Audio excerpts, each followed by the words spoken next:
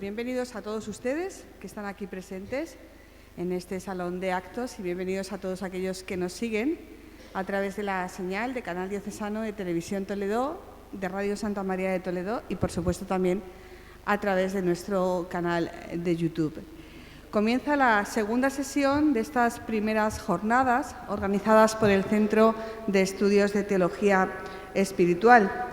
Un centro de estudios que nació a propuesta de don Marcelo González Martín en la década de los 70 y que ahora el señor arzobispo de Toledo, don Francisco Cerro, ha querido retomar. El actual CETE continúa la labor de difusión e investigación en el ámbito de la teología espiritual mediante la organización de jornadas anuales, cursos para la obtención de 2 diplomas de especialista en teología espiritual y la publicación de otras obras de difusión e investigación.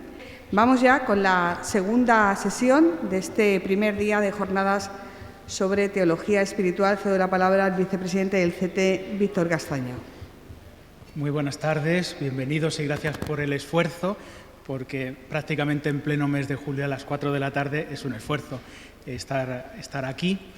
Y vamos a dar comienzo a esta mesa redonda, agradeciendo a los que os reincorporáis después de las sesiones de esta mañana, también a los que nos siguen desde el canal diocesano y, por supuesto, a los miembros de esta mesa que han querido compartir con nosotros la riqueza de su experiencia y de su sabiduría en el ámbito de la vida espiritual. ¿Cuál es el objetivo que habíamos marcado para este momento de las jornadas? Ya sabéis que el lema es la santidad como ese rostro más bello de la Iglesia. Es curioso, pero en las distintas maneras de vivir la vida cristiana, las más intelectuales, las más elevadas desde el punto de vista espiritual o al contrario, las más sencillas, siempre la santidad es algo muy atractivo. A todo el pueblo de Dios le resulta muy atractiva la santidad porque tiene una belleza que irradia ese buen olor de la santidad, como decimos tantas veces en la Iglesia. Y queríamos manifestar que esta llamada a la santidad es de todos. El Papa Francisco, siguiendo esa indicación del Concilio Vaticano II, nos ha recordado que los santos están cerca, en la puerta de al lado, y nos invita a descubrir a la Iglesia como una gran comunidad, un gran pueblo de Dios, donde las diversas vocaciones, cada uno en su perspectiva, en sus circunstancias concretas, se ayudan mutuamente, como un todo, en el camino de la santidad. Y para eso habíamos pensado que desde estas distintas perspectivas hemos tratado de representar todas estas perspectivas, la vida religiosa, el sacerdocio, el matrimonio, la vida laical, pudieran interactuar en una mesa redonda presentándonos cuál es su perspectiva. Voy a presentar a los ponentes. Tenemos entre nosotros, lleva con nosotros toda la mañana, Fray Nelson, religioso dominico, lo hemos presentado abundantemente esta mañana, por lo tanto, simplemente indicamos estos para los que se reincorporan con nosotros. Doctor en Teología Fundamental y, además, ponente habitual de jornadas, de sesiones, en su vocación de predicador, que realiza sobre todo en el ámbito de Internet, con muchos seguidores en sus canales. Y esta mañana nos ha estado también hablando del sacerdocio, de la vida consagrada como vocaciones llamadas a la santidad. Se incorpora a esta mesa don Jesús Higueras, también muy conocido, párroco de Santa María de Caná, en Pozuelo de Alarcón, parroquia muy conocida por ser una parroquia con afluencia de masas. Fue ordenado sacerdote en 1990 y antes que en Caná ejerció su ministerio en Colmenarejo y en Canillejas. Es licenciado en Teología Dogmática por la Universidad Eclesiástica de San Dámaso y desde hace más o menos 20 años es columnista semanal de la sección religiosa del diario ABC y desde hace 15 director del programa Palabra de Vida de 13TV. Y predica habitualmente ejercicios espirituales por España, Latinoamérica y es autor de numerosos libros. La madre Cristina Parejo es religiosa de la Compañía del Salvador. Abandonó la carrera de económicas en la Complutense para ingresar en el noviciado. Más tarde cursó Humanidades por la Universidad CEU San Pablo y apostólicamente, como es propio de su congregación, trabaja en el campo de la enseñanza. La mayor parte de su vida religiosa la ha pasado en el Colegio de Aravaca de su congregación hasta que hace 2 años fue trasladada a Lérida. Es autora de la biografía de la Madre Félix, la fundadora de su instituto, y miembro de la comisión histórica de su causa de canonización. Y finalmente contamos con un matrimonio también muy conocido, José Luis Gadea y Magui Gálvez, muy conocidos por ser los fundadores de Proyecto Amor Conyugal. Me han pedido expresamente que solo diga de ellos una cosa y lo voy a cumplir, que son un matrimonio que sintió la llamada de la Virgen a acompañar a otros matrimonios, mostrándoles desde la doctrina de San Juan Pablo II el camino de la santidad conyugal, y por eso están en esta mesa. Y están dedicados a tiempo completo a esta tarea.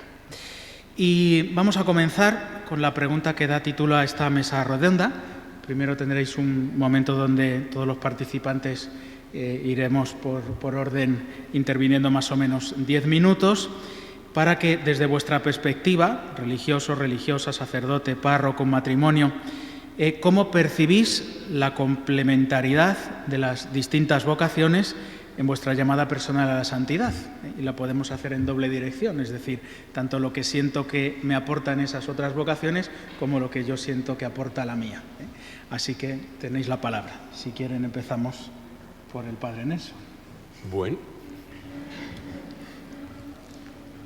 escuchando sobre la vocación particular de servicio de este querido matrimonio, pensaba en cómo la familia es la primera escuela de fe. Me acuerdo mucho el testimonio vocacional de un sacerdote muy conocido en su país, un país distinto del mío, y él decía, motivando a jóvenes a que consideraran la posibilidad de ser sacerdotes, él decía: yo no nací con esta vocación. De algún modo todas las vocaciones tienen su raíz en la familia, y por eso creo que escucharemos en su momento con inmenso agrado a este matrimonio, porque todos recibimos de la vocación matrimonial. Es muy interesante ver cómo hay una complementariedad entre lo masculino y lo femenino que hace tanto bien a los hijos dentro del contexto de la familia. Ese amor de continuidad que es tan propio de la mujer, que, como bien decía Aristóteles, ve a la criatura como una prolongación de ella misma, y luego el amor de discontinuidad que es propio del varón y que ayuda a situar a la nueva criatura, al bebé, luego infante, luego adolescente, ayuda a situarlo en el mundo. Yo creo que es absolutamente fundamental ese servicio a la fe que presenta la familia, y me parece en esa tónica de lo que tú dices que nosotros recibimos, pues evidentemente la vida religiosa se beneficia enormemente de las familias constituidas, creyentes, generosas, que son un testimonio muchas veces sin pretensiones, un testimonio cotidiano de aquellas virtudes que el Papa Pablo VI llamaba las virtudes domésticas, el evangelio de cada día, ese evangelio de aprender a pedir unas disculpas, a decir gracias, a pedir un permiso. En ese mismo tono nos habla el Papa Francisco. Entonces, la vida religiosa evidentemente se beneficia de eso, y la vida religiosa sufre cuando ese elemento familiar falta, ha estado gravemente incompleto. Me comentaba, por ejemplo, un sacerdote formador, me decía: es muy difícil para nuestros muchachos aprender algunos de los ritmos naturales, apenas naturales de esta casa de formación. Resulta difícil acostumbrarlos porque eso no vino de casa. Entonces, para mí es evidente todo lo que recibimos nosotros los religiosos de la vocación familiar. Tengo muy buenos recuerdos también de la vida diocesana. La parroquia en la que yo crecí fue una parroquia atendida por sacerdotes diocesanos, y ese sentir al cura de la parroquia casi como un miembro más también de la familia, miembro de mi familia y miembro de muchas familias. La generosidad, la entrega de aquel sacerdote, el padre Jaime Hoyos se llamaba en el caso mío allá en Bogotá.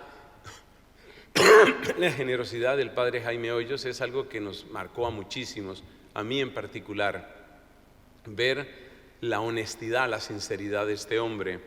Recuerdo mucho en una homilía que él, como abriendo su corazón, decía: La gente me pregunta que qué siento al celebrar la misa, y yo les voy a contar, a veces no siento nada.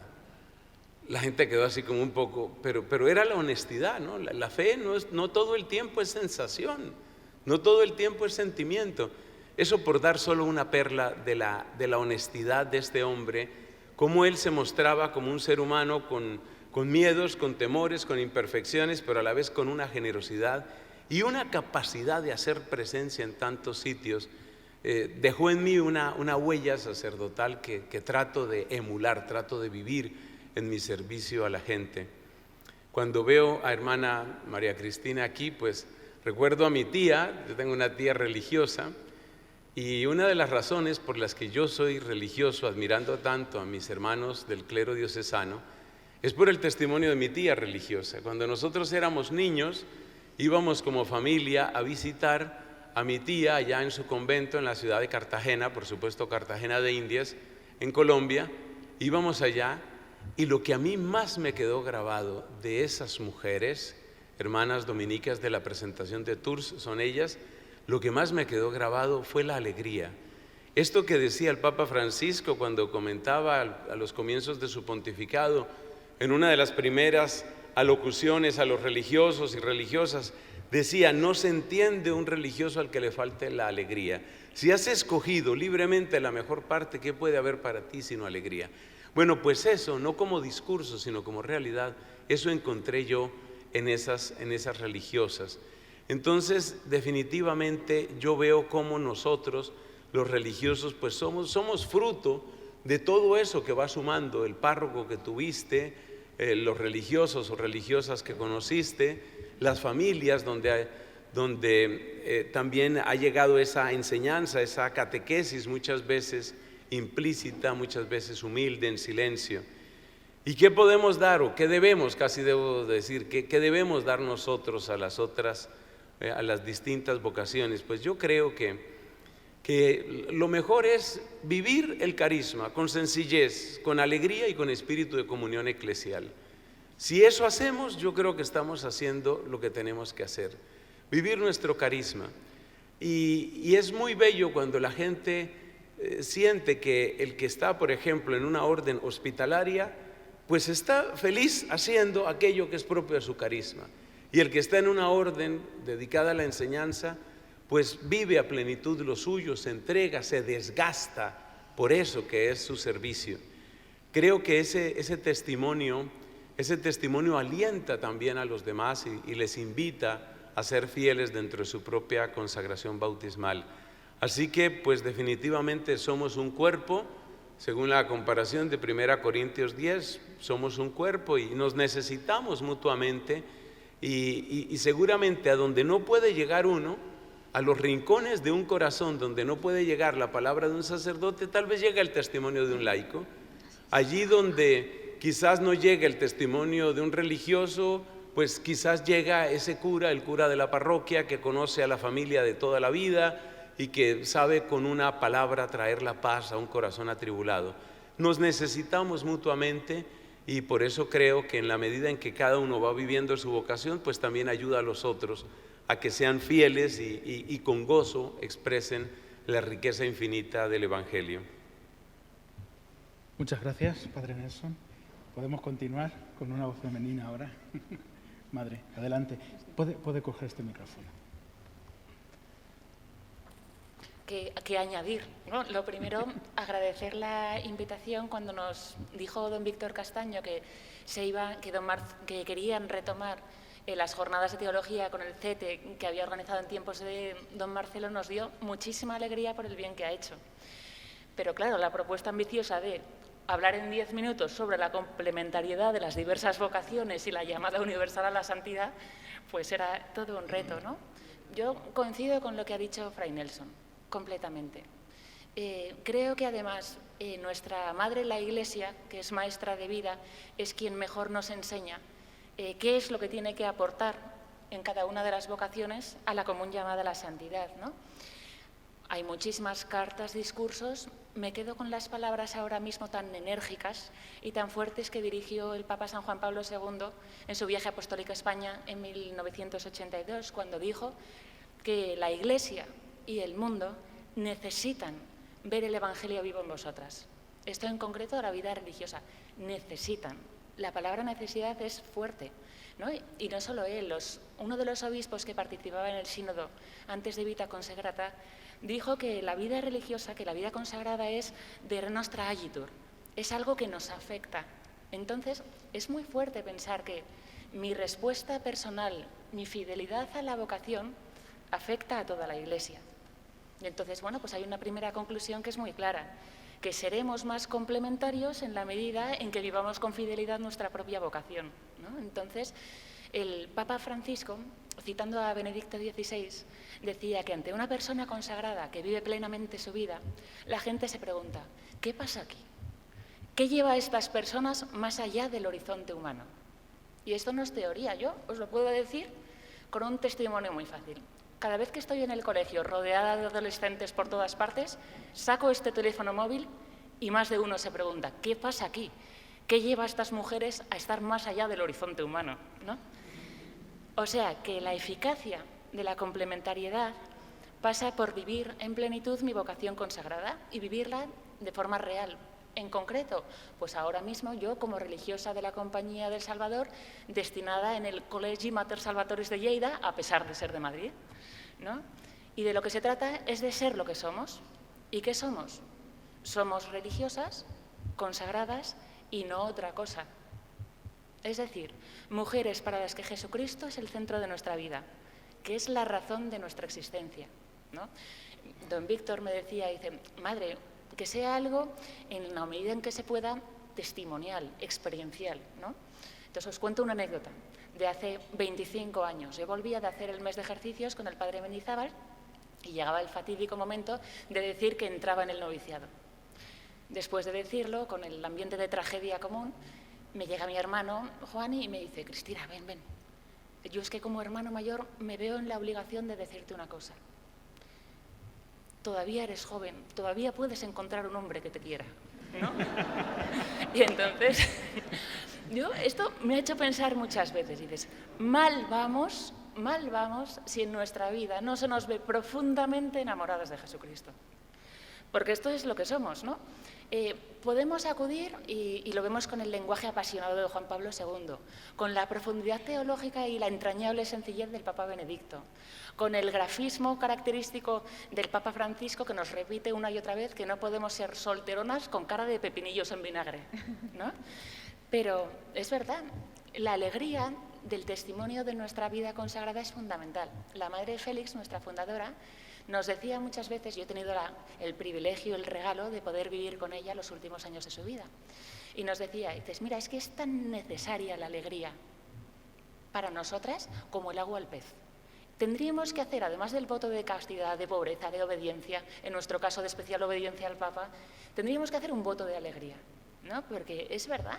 Porque si verdaderamente la vivencia del amor de Cristo que me envuelve me tiene que llevar a experimentar una alegría, porque es un amor con el que no me atrevería ni a soñar, ¿no? Y nuestra vida es una mezcla de barro y gracia, y está muy clara qué parte del trato es lo que ponemos nosotras, pero somos infinitamente amados a servirle y a seguirle con un amor esponsal. Todos los que estamos aquí, por el hecho de ser bautizados, tenemos que amar al Señor con todo el corazón, con toda el alma y con todas las fuerzas.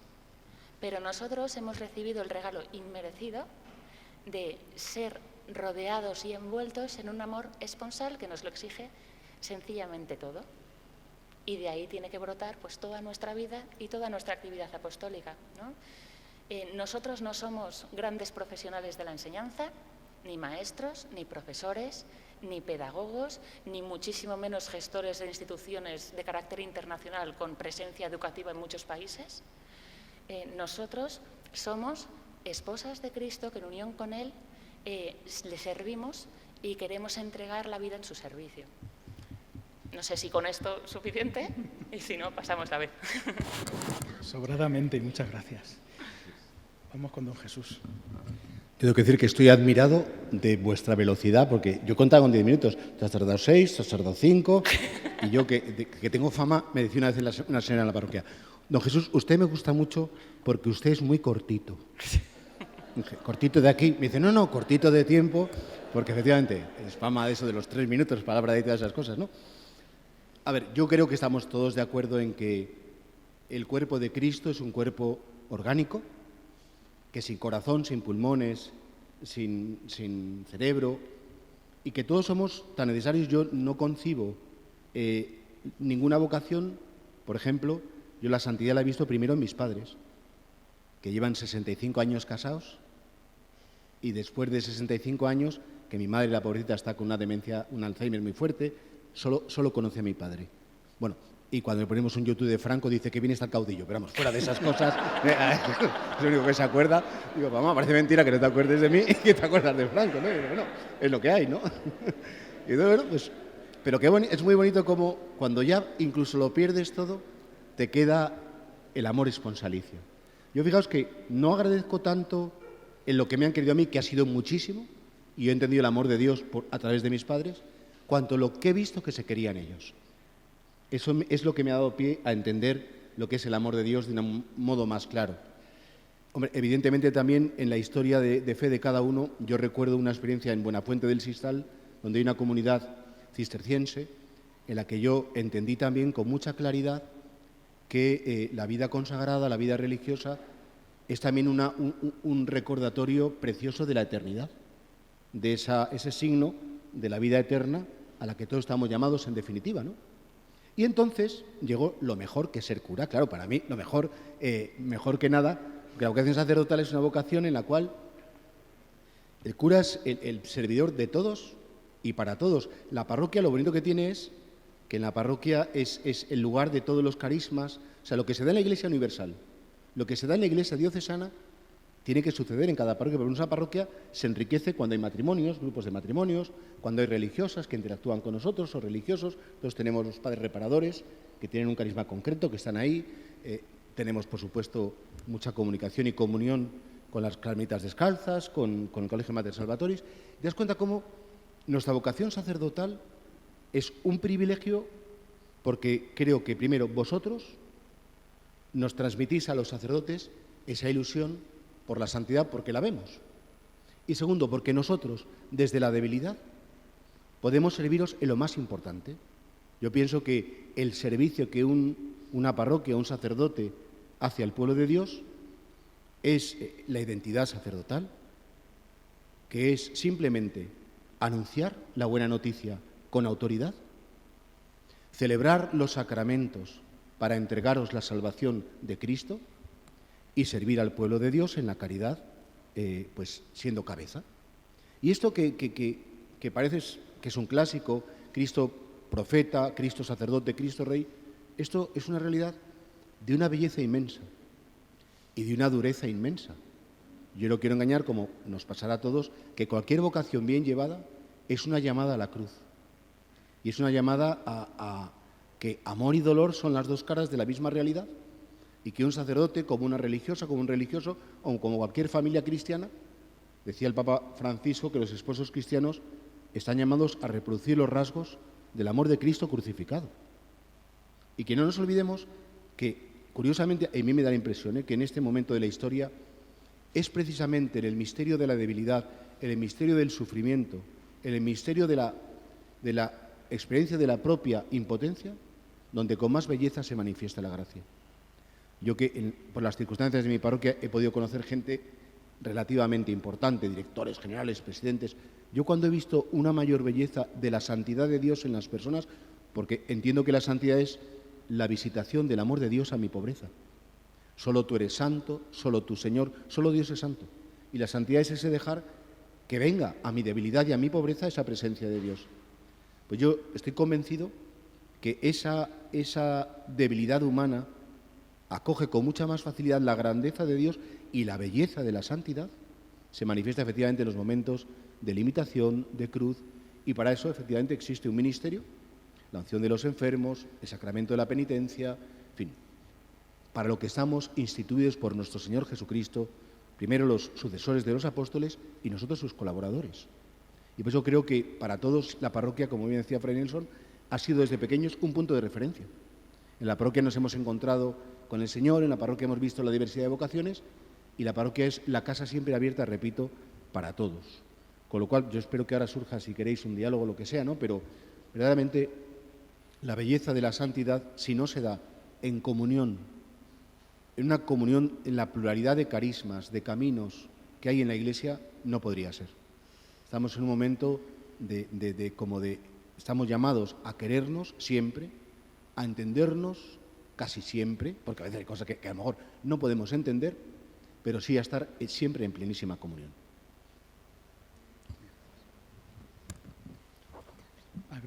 Coincido plenamente con el Padre Jesús en que las respuestas están siendo muy buenas, pero muy breves. Los 10 minutos no son para los dos, sino que cada uno tenéis 10 minutos si queréis. Bueno, muy bien, muchas gracias. Me ha quitado el chiste porque voy a empezar por ahí diciendo como somos dos. Bien, yo recuerdo algo que decía en un libro que se llama Llamados al Amor, que a mí me pareció muy potente, de Carl Anderson y José Granados, que ponía el ejemplo de una orquesta, ¿no? Entonces dice, Dios ha creado una sinfonía maravillosa. Todos sabemos lo que ocurre cuando oímos una música de estas que te llega al corazón. Y es casi transformante, ¿verdad? Pues Dios ha creado una música, una sinfonía que a todos es capaz de transformarnos, llegarnos al corazón. Él es el creador de la sinfonía, Él es el compositor. Y hay un director de orquesta que es Jesucristo, que es el que marca los tiempos, el que nos dice en qué momento interviene cada uno. Hay un Espíritu Santo también ahí. A nosotros nos ha dado una partitura y un instrumento. Entonces, un poco abundando en lo que ya decían ellos, nos toca a cada uno coger nuestra partitura y nuestro instrumento. ¿Qué es lo que ha ocurrido? ¿Qué es lo que ocurre en el mundo? Pues que el hombre decide qué instrumento quiere coger y qué música le apetece tocar. Entonces, esto que tendría que sonar a sinfonía maravillosa se convierte en un ruido estrepitoso, porque alguien le ha dado por levantarse del violín, irse a tocar los tambores una samba, ¿no? Y el otro pues se ha levantado del piano y se ha ido a tocar los platillos. Entonces, claro, el ruido que hay aquí es tremendo, ¿no? En la medida en la que cada uno nos sentemos en nuestro sitio, cojamos nuestro instrumento, en mi caso es mi esposa, y toquemos nuestra partitura, en mi caso la vocación matrimonial, aquello empieza a sonar. Y cuando aquello empieza a sonar bien, atrae a la gente, ¿no? ¿Qué me ha ayudado a mí concretamente pues la vocación presbiteral o incluso pues las consagradas que han supuesto en mi vida, ¿no? No os tengo nada que explicar porque yo creo que todos tenéis experiencia de esto. Algunos hemos tenido la fortuna de asistir a colegios en los que todavía pues hemos tenido como profesores a sacerdotes o a monjas. Yo incluso en mi etapa infantil mis profesoras eran monjas. Y claro, bueno, pues lo que nos han instruido, lo que nos han ayudado a lo largo de nuestra vida, pues es indecible, ¿no? Ayer celebrábamos el 25 aniversario, las bodas de plata del sacerdocio de nuestro querido amigo que tanto nos ayuda, Miguel Garrigós, padre Miguel Garrigós, y yo lo estaba mirando y decía, ¡qué canal de gracia! 25 años, un canal de gracia, chutando ahí gracia, ¿no? Con confesiones, con eucaristías, con acompañamientos espirituales, ¿no? De los que yo mismo me he favorecido. Entonces, ¿qué decir, no? ¿Qué decir? Pero, por contar una anécdota, o sea, realmente a mí hay sacerdotes que me han cambiado mi vida para siempre y que además me han ayudado en mi vida matrimonial y familiar. Os voy a poner un ejemplo. Bueno, yo tengo una virtud muy bonita, que es la de la austeridad, ¿vale? Y Magui tiene otra virtud muy bonita, que es la de la generosidad. Entonces, bueno, cuando nos juntamos la generosidad y la austeridad, pues aquello empieza un poco a no encajar muy bien, ¿no? ¿Y qué es lo que ocurre? Pues que yo quería convertir a Magui en una austera como yo. Y como no lo conseguía, pues yo iba como cada vez volviéndome, entre comillas, más austero, porque como ella cada vez era más generosa, ¿sabéis, no? Y cada vez gastaba más, pues yo cada vez luchaba para gastar menos. ¿Qué es lo que...? Y entonces cada uno se iba radicalizando en su posición y esto iba generando muchos problemas entre nosotros. Una de las cosas que me ayudó, bueno, tengo una experiencia también con Magui, pero en este caso fue con el tema de compartir nuestros bienes con otros, ¿no? Recuerdo que era el primer día de una cuaresma, me confesé con mi director espiritual de entonces y me dice: José Luis, tengo una idea para ti. Mira, ¿qué te parece si piensas en una cantidad diaria que vas a traer aquí a la parroquia cada día? Eso sí, piensa en una cantidad que te duela. Bien, entonces yo pensé en una cantidad, la subí un poquito, ya empezó a molestar la cosa, ¿no? Y cuando ya me dolió de verdad dije esto. Todos los días iba con un sobrecito a llevarlo a la parroquia con esa cantidad, multiplicada por 40, ¿eh? O sea, eso era... No saben ustedes con qué alegría iba cada día a llevar mi sobrecito. Qué liberación fue aquello, qué liberación tan maravillosa, ¿no?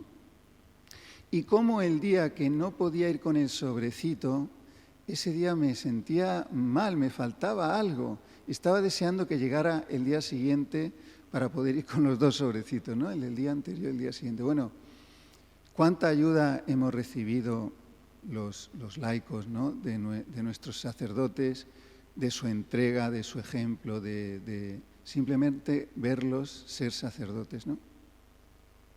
También tenemos ejemplos de relación con religiosas, consagradas, incluso de clausura. Nosotros concretamente hemos tenido mucha relación con una orden religiosa en concreto que nos han ayudado incluso en nuestra misión. Ha habido momentos en los que nos han dicho la palabra que teníamos que recibir para orientarnos hacia donde en ese momento teníamos que orientarnos, ¿no? Bueno, actualmente, para los que no lo sepan, porque nunca han ido a un retiro de Proyecto Amor Conyugal, se lo perdonamos, pero... los que han ido lo saben. El primer día, en la presentación del retiro, leemos la cantidad de conventos que están rezando por ese retiro en concreto. Creemos tanto en las religiosas de vida contemplativa también, porque consideramos que son el pulmón del mundo y el pulmón de nuestra propia misión, ¿no? De nuestras propias familias. Bueno, entonces, la riqueza de la Iglesia es maravillosa. Nosotros, allá donde nos acercamos, los sacerdotes que vamos conociendo, es que es tan maravilloso todo, es tan maravilloso también consagradas que ayudan a matrimonios, que ayudan a laicos. Es tan maravillosa la Iglesia y cómo realmente esto es real, que el Espíritu Santo es uno solo y utiliza instrumentos. Y a cada uno le da un carisma para representar un aspecto de Cristo. Y es lo que nos toca representar, para entre todos representar el cuerpo místico de Cristo. Y unos son pie y otros son mano, pero ¿qué haríamos los laicos sin los sacerdotes, Dios mío? O sea, lo que significan los sacramentos para nosotros. A veces decimos, ¿qué ha supuesto bueno, la gracia del poder de la redención de Cristo que ha supuesto para nosotros, que a veces no lo valoramos, pero a lo mejor es más fácil pensar, y si nos quitaran todo lo que ha supuesto la redención de Cristo para nosotros, ¿qué nos quedaría, no? Bueno, pues entonces entender la grandeza de cada Eucaristía y entender que hay ahí un sacerdote que nos trae el Señor. O sea, ¿qué más puedes pedir? Que te trae el Señor. ¿Qué más puedes pedir? Bendito sea Dios. O sea, bueno, pues qué don, ¿no? Qué don tan inmenso, qué don tan maravilloso. Nosotros le tenemos mucho respeto a los sacerdotes, admiramos la vocación sacerdotal profundamente y nos encanta caminar juntos con ellos, ¿no? Ahora nos vamos encontrando con matrimonios que quieren ser santos de verdad, que están dispuestos a dejarlo todo de verdad por ser fieles a su vocación, y necesitamos sacerdotes santos que nos conduzcan, que nos ayuden, que nos sepan dirigir también, ¿no? Entonces, eso solo es posible si hay sacerdotes a nuestro alrededor, santos también, o que busquen la santidad sinceramente y que estén y que sean fieles realmente a su vocación. Estos son los que nos podrán ayudar, ¿no? ¿En qué medida les ayudamos nosotros a ellos? Bueno, esto es más complicado de entender porque el sacramento del matrimonio, digamos que así oficialmente podemos ser santos a través del sacramento del matrimonio desde hace relativamente poco, ¿no? Porque se hace oficial esto, ¿no? Aunque ya se venía hablando de ello, pero fue a partir del Concilio Vaticano II donde se habla de esta santidad universal, ¿no? Entonces, hay mucho menos escrito sobre eso y hay muchos menos testimonios también. Y claro, esto es una carencia para los matrimonios, ¿no? Porque nosotros también buscamos modelos en otros esposos que hayan sido santos, ¿no? Encontramos muchos modelos en la vida presbiteral, en la vida consagrada, pero matrimonios que se hayan hecho santos juntos por su matrimonio, no a pesar de su matrimonio, que de esos hay alguno, sino a través de su matrimonio, pues no hay tantos, ¿no? Entonces, bueno, es un camino que yo creo que nos toca un poco a los matrimonios de ahora, que nos toca recorrer y con la ayuda de Dios, ¿no? Pues ser algún día, y esto es yo creo que es, bueno, pues una responsabilidad enorme, ¿no? Ser algún día testimonio para tantos matrimonios que vienen detrás y necesitan testimonios concretos de matrimonios que han dejado que el Espíritu Santo les una, que el Espíritu Santo les haga uno.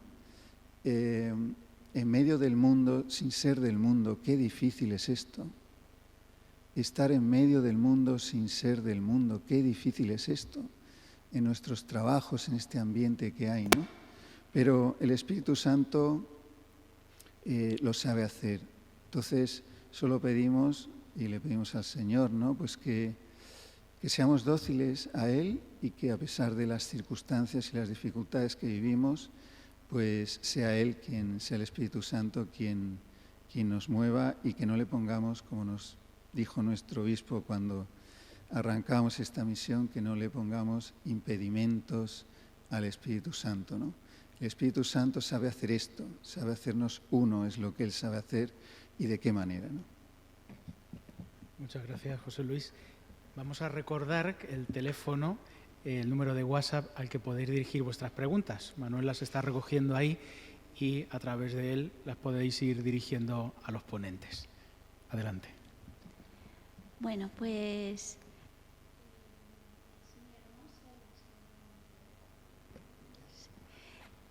es muy hermoso el eslogan ¿no? La santidad es el rostro más bello de la Iglesia. Pues verdaderamente cuando en nuestro caso, concretamente en mi caso, cuando habíamos vivido toda la vida, como decía José Luis, pues hemos crecido en familias pues creyentes, en colegios religiosos, pero vivíamos una fe un poco de prácticas, ¿no?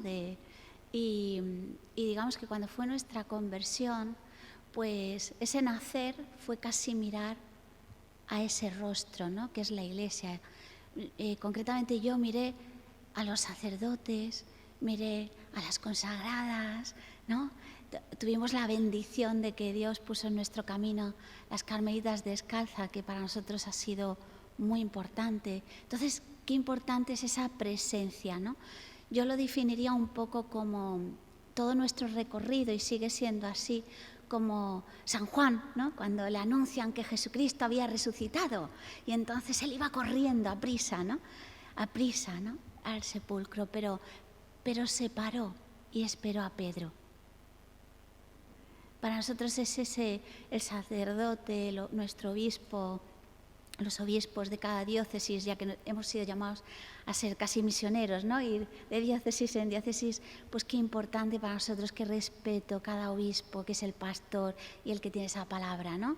Nosotros nos ha gustado pues ir a prisa, anunciar la buena noticia, pero siempre pararnos como San Juan, ¿no? Y entonces pues me parecía muy importante esta frase, porque es verdad que Jesucristo ya anunció la santidad. Y lo anunció de una manera muy sencilla, que era con las bienaventuranzas, ¿verdad? Y nosotros nos hemos mirado mucho a la Sagrada Familia, que es San José y nuestra madre, ¿no? La hemos contemplado mucho.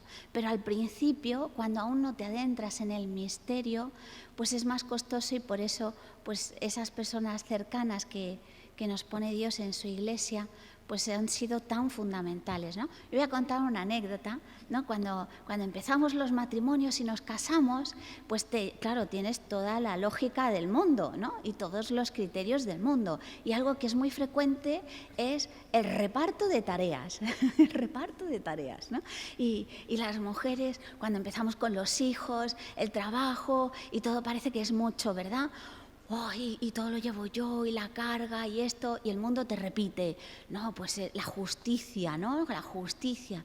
Bueno, pues yo, leyendo San Juan Pablo II, las catequesis que me mostraban para lo que había sido creada, que era para esa entrega, ¿no? Y encontrar esa alegría en esa entrega, y contemplando a las carmelitas, que ahí en silencio, con su alegría, como decían, hablaban pues de ese cuidar del huerto, de ese fregar, Y yo decía, qué importante, ¿no? Cómo han dejado todas sus carreras, sus cosas, y están felices pues lavando, planchando. ¿Y por qué a nosotros el mundo nos habla que eso es lamentable, como si fuese un trabajo? Y esto a mí, por ejemplo, pues me hizo muy bien en algo tan sencillo, y me dio la vuelta al calcetín, y empecé a encontrar alegría en esa entrega de las cosas pequeñas, ¿no? Entonces, bueno, pues qué importante ha sido ver esa santidad, ese rostro de alegría, de servicio, de entrega, en las cosas pequeñas, sencillas, y cómo eso me ha ido ayudando a adentrarme más en un misterio que al principio para mí era desconocido, ¿no? En el misterio. Algo que te va revelando Dios, pero también te va preparando para acogerlo. Y cuando vas acogiendo el misterio, porque te lo va comunicando el Señor, no solo a través de su palabra, sino a través de los signos, de los sacerdotes, de mi esposo, de todo, pues es verdad que es un misterio que abrazas, es un misterio en amor, y es un misterio que, porque para nosotros también la fuente está en amar a Dios, por encima de todo. No somos la fuente el uno del otro, es Dios, ¿no? Y en la medida que yo amo más a Cristo, pues ya esas dificultades del día a día, esas antipatías, podríamos decir, ¿no? Como también decía Santa Teresa, pues ya no se hacen, ya son minucias, ¿no? Dios es el que te da esa fuerza para que también el misterio lo puedas abrazar y dar la vida para ganarla, ¿no? Así que bueno, para nosotros la Iglesia nos ha ido enamorando en la medida que íbamos creciendo en ella. y les damos las gracias a todos, cada uno, como decían al principio, lo confirmamos, qué importancia vivir nuestro carisma cada uno en plenitud, vivirlo intentar ser coherentes y encarnando ese amor. A nosotros San Juan Pablo nos enseñó la importancia de encarnar ese amor y cómo desde nuestro sacramento otros sacerdotes compartían el bien que le hacía nuestro amor, en nuestra relación, en cosas sencillas. No lo entendíamos, pero parece ser que ellos pues percibían una sonrisa, una entrega, un servicio, una obediencia, y eso lo hacía bien. Entonces pues nos asombraba, ¿no? Así que bueno, damos muchas gracias por esta complementariedad de Dios y a cada uno pues por su sí en su vocación, en su llamada al amor. Para mí es un verdadero placer ver cómo se entretejen todas estas vocaciones y dan lugar pues, a esa obra de Dios preciosa y bella que es su cuerpo místico. Mientras van llegando las preguntas, me pasaban el mensaje de que hay pocas preguntas. Yo voy a lanzar una a los ponentes, espero que no sea muy difícil. Ya sabéis que el concilio, hemos aludido a ello, ya definió la santidad como la perfección de la caridad. Y esa caridad no es uniforme, sino que hablamos ahora mucho de caridad conyugal, de la caridad del religioso, de entrega del corazón individuo al Señor y de radicalidad evangélica, de la caridad pastoral, ¿no? Yo os invitaría a que nos dibujéis un poco ese retrato, ¿no?, de lo que es cada uno como la perciba, ¿no? La caridad del pastor, si la ha experimentado, ¿no?, y el bien que le hace, o la caridad de los cónyuges, ¿no? ¿Cómo iríais definiendo ese tipo de caridad que implica, ¿no?, la llamada personal, la vocación personal que cada uno hemos recibido? Esto sí que es caridad. Pues yo creo que por una parte estaría la caridad vivida en la relación esponsal con Cristo, que lo inunda absolutamente todo y que en nuestro caso nos va llevando a la maternidad espiritual. A nosotros nos llaman madres y es por esta maternidad que engendra a Cristo, ¿no? Los que hemos tenido el regalo de vivir yo tengo la suerte de que mi madre es santa, ¿no? Entonces ella no solamente ha vivido la maternidad física y biológica, sino que también la espiritual. Y no solamente me ha engendrado a la vida biológica o me ha educado, sino que ha engendrado a Cristo.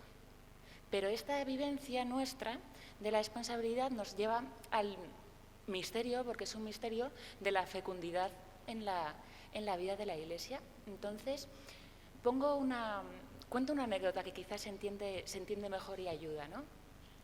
A mí hace un par de años, cuando me destinaron a Lérida, pues es un colegio de unas características muy particulares, porque ahora mismo hay un ambiente muy difícil. Hay muchas presiones externas por Ensenyament, que es la Consejería de Educación de la Generalitat catalana, y entonces nos han asignado desde hace un par de años cuotas proporcionales de alumnos NESES, se llaman, de necesidades educativas especiales. Y la mayor parte de ellos son musulmanes, que nos los introducen en una proporción, y algunos otros son chicos de centros que les han arrancado la custodia a sus padres.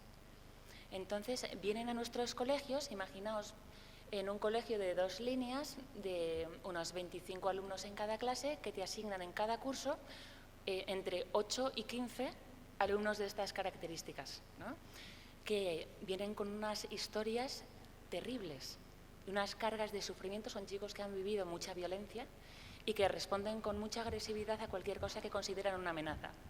Básicamente, que me miras mal, te doy una paliza, ¿no? Entonces, con esto, a mí, yo todas las mañanas hay una gracia que pido y suplico de rodillas, ¿no?, que es ayúdame a mirar a estos chicos como les ves tú y a ver el puesto que ocupan en tu corazón, que no se transformen en un problema disciplinario, ¿no?, sino que yo pueda mirarlos, ¿no?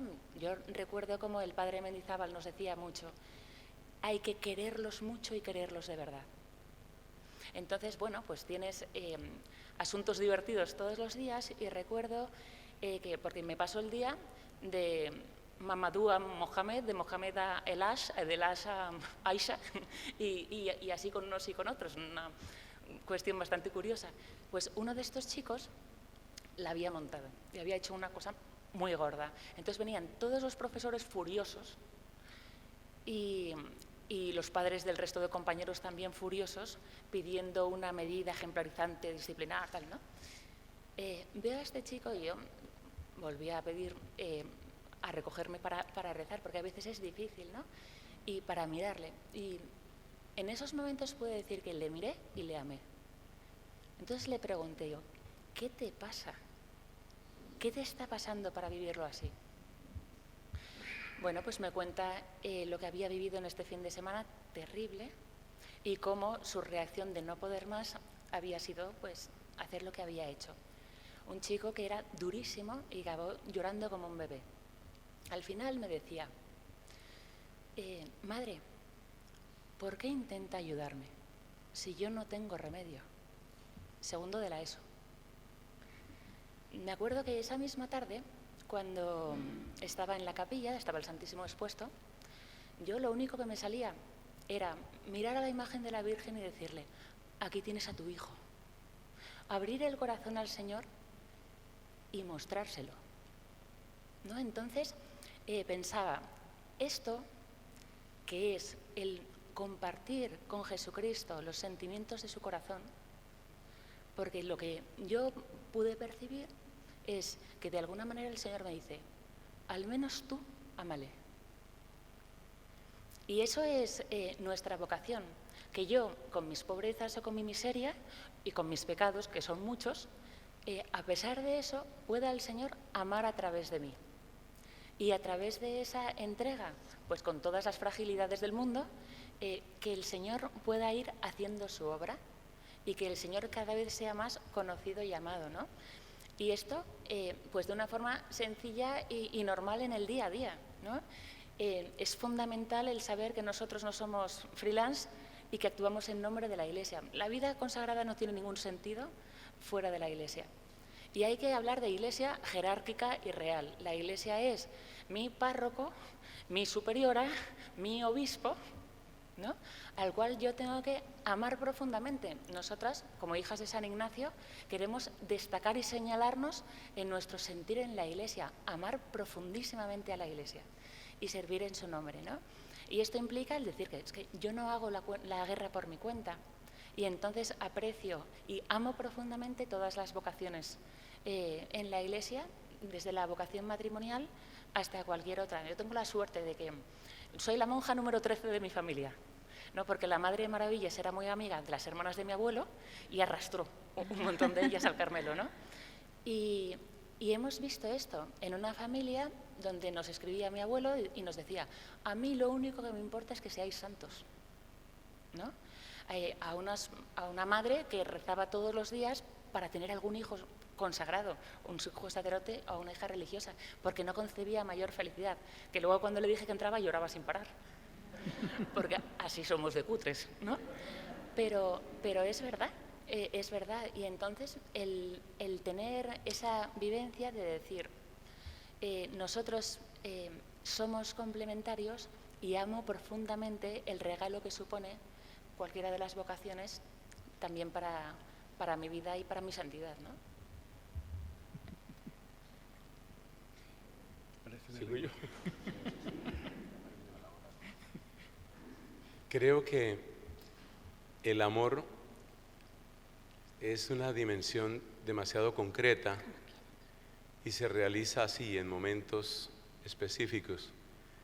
De manera que, animado por el testimonio que nos acaba de dar la hermana Cristina, quisiera también yo compartir un par de testimonios, pero con este preámbulo, por temperamento, como se dijo un poco en la presentación esta mañana de este servidor, por temperamento pues he sido muy de la academia, del estudio, la física, la matemática, la ciencia. Y después, cuando empecé a estudiar la formación eclesiástica, la parte de filosofía me gustaba mucho, sobre todo la parte de lógica y todo aquello.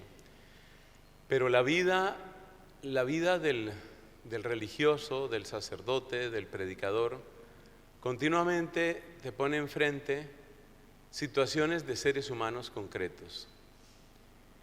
seres humanos que necesitan algo más que una buena explicación, seres humanos que necesitan algo mejor que una buena teoría, pero que al mismo tiempo padecen el poder de la mentira, porque la mentira tiene poder.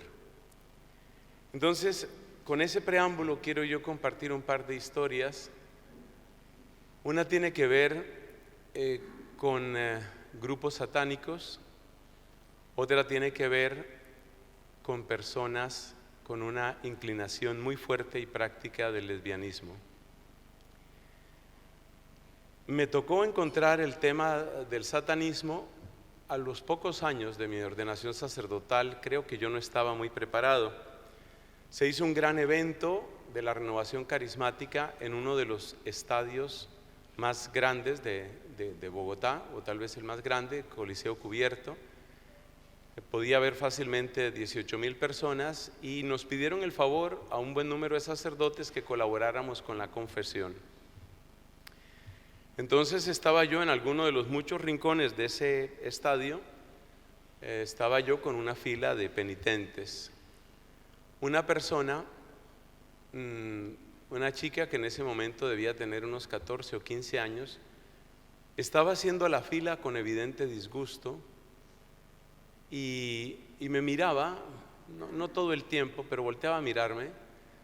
Tengo que decir con toda franqueza que con los años de vida que tengo, creo que muy pocas veces he visto tanto odio en la mirada de una persona. Y era una niña, digo yo niña, de unos 15 años. Cuando le llegó el turno a ella, entonces, pues repito, se le notaba el disgusto, se notaba que estaba obligada, que no quería eso, pero también se notaba que a pesar de que había sido obligada, algo dentro de ella la movía a estar ahí. Entonces nos ponemos a hablar. Cuando yo sentí tanto odio, sin que ella me conociera de nada, yo dije, pues parece que aquí hay algo sobrenatural. O sea, uno no tiene que ver el diablo en todas partes, pero tampoco podemos ser tontos. Entonces nos pusimos a hablar y efectivamente ella me expresó que ella llevaba ya años, ojo, tenía 15 y llevaba años en una secta satánica. Una secta que realizaba, probablemente sigue realizando, sacrificios de distintas clases, incluyendo sacrificios humanos. Lo que sigue es un poco macabro, lo que sigue es un poco escalofriante. Yo sé que esto se está transmitiendo, pero me parece que es mi deber contarlo. Esta muchacha iba avanzando dentro de su grupo satánico, que tenía pues un director, y el hombre que por supuesto se aprovechaba de muchas maneras, también de maneras sexuales, de muchas de las chicas que estaban ahí, tenía un poder de demonio mental, un poder de dominio mental sobre muchas de ellas.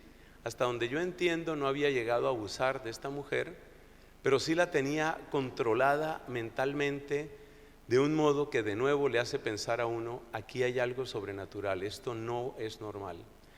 Además de todo, como parte de la estrategia, este señor, el director de ese grupo satánico en Bogotá, Colombia, el director de ese grupo satánico tenía una gran capacidad de mantener a sus adictos y adictas, las personas que estaban en ese grupo, en un régimen de mordaza, en un régimen de silencio.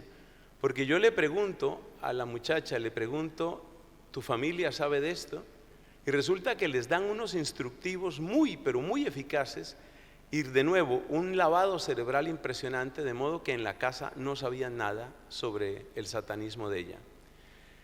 Entonces ella participó en varias de esas celebraciones de sacrificios, y en un momento dado le dice el director, el brujo mayor de esa cosa, le dice, mira, necesitamos ofrecerle un niño al demonio y tú tienes un hermanito pequeño, tráelo porque lo vamos a sacrificar. Entonces, como ella estaba tan completamente controlada, pues realmente quería hacerlo. Ella quería entregar a su hermanito, que en ese momento tenía como unos 3 o 4 años, entregarlo para que fuera torturado y ofrecido a Satanás. Amigos, estas cosas suceden, esto no es una fantasía, esto no es una película, esto son cosas que suceden en la realidad. Entonces, claro, me encuentro con esta historia y entonces le pregunto, ¿por qué está ahí?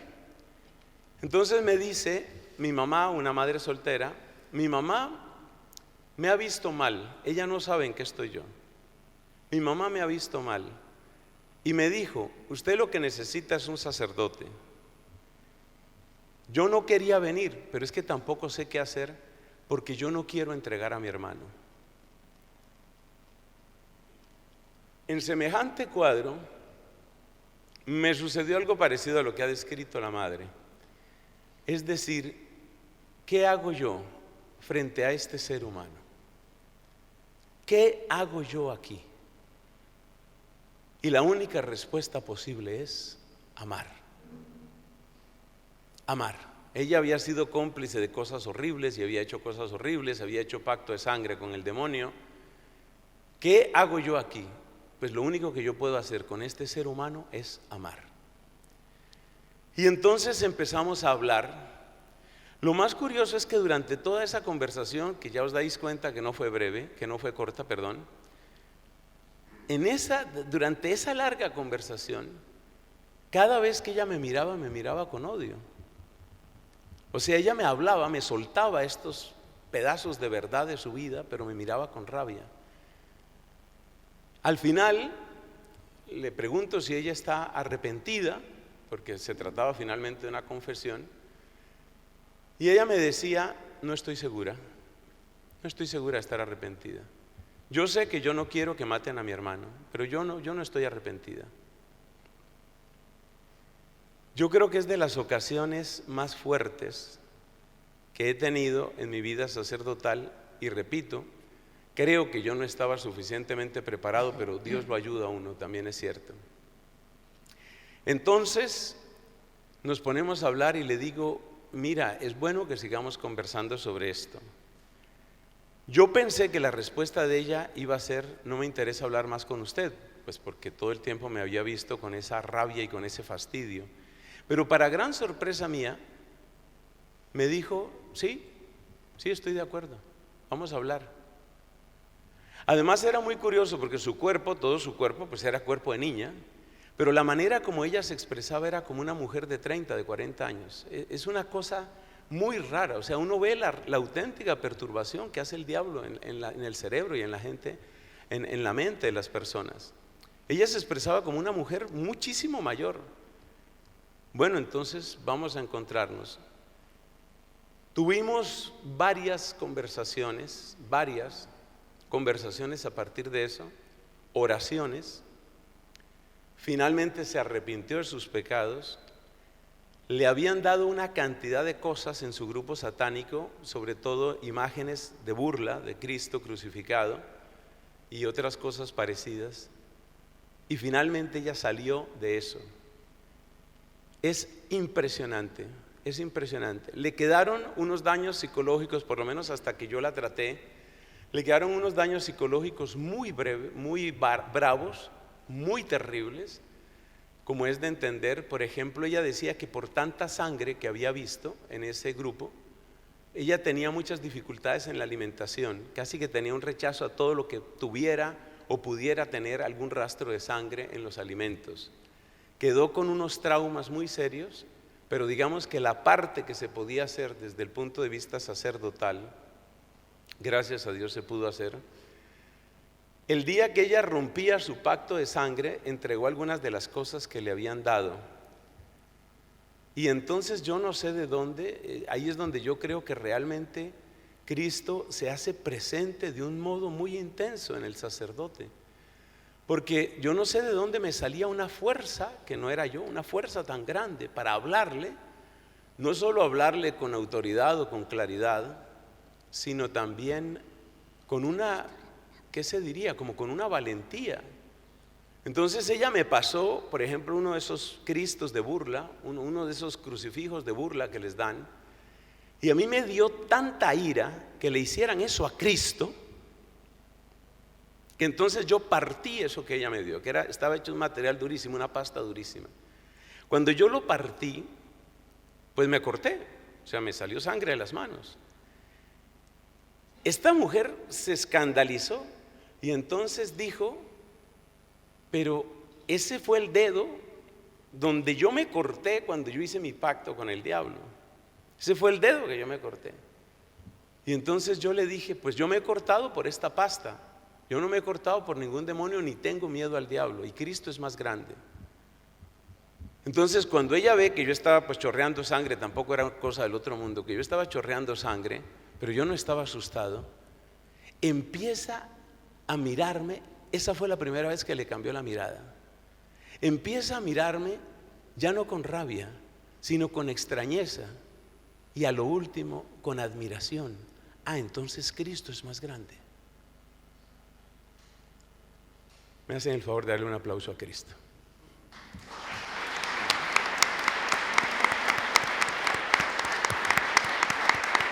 Porque ahí el protagonista es Él. Yo no, yo estoy asustado, aquí contándolo estoy asustado. Pero Cristo da la fuerza. Y era llevar a esta persona a la verdad. Y para ella esa sola noticia, Cristo es más grande, le cambió la vida, le cambió la vida. Hasta que se salió de ese grupo y se salió de esa especie de hechizo, de lavado mental que le tenía a ese señor. Que Dios mire con misericordia, porque no me puedo imaginar el grado de tinieblas que hay en una persona de esas. Y os repito, eso existe.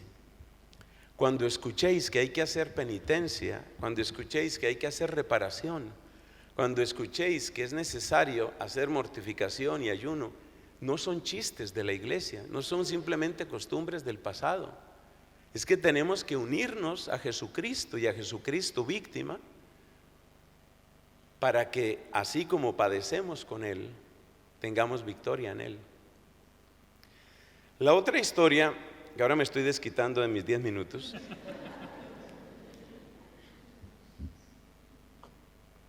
La otra historia tiene que ver con este tema de género y con este tema homosexual, que es un tema siempre muy difícil de tratar hoy.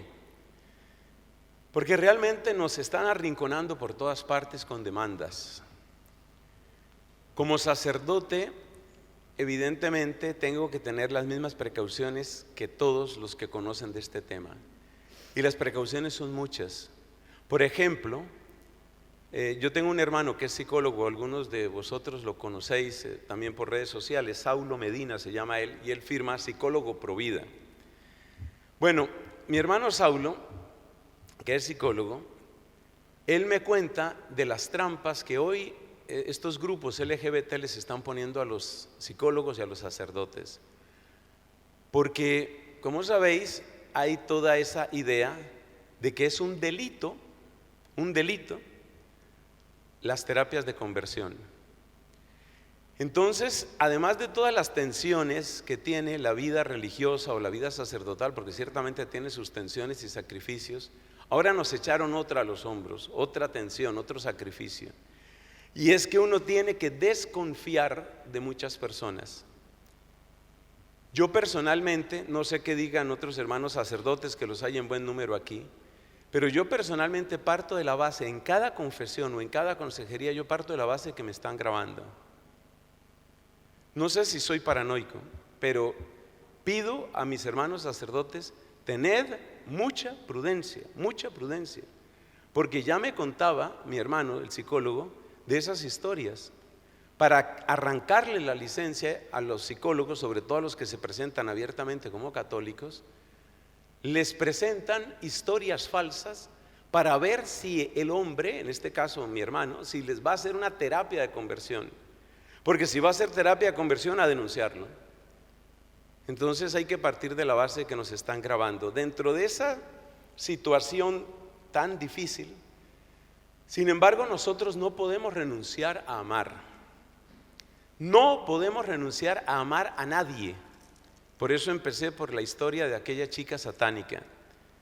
Y muchísimo menos vamos a excluir de la caridad de Cristo a las personas por su orientación sexual. Pero al mismo tiempo, existe algo que se llama la caridad de la verdad. Y en esto hay tantas cosas que podría contar, pero hay dos sobre todo que llegan a mi corazón. Llegó la fiesta del Padre. Aquí se celebra también, supongo, en España. No sé qué fecha es aquí, pero San José, bueno, en Colombia es siempre en junio, tiene ahí su fecha. O sea, acaba de pasar el Día del Padre en Colombia.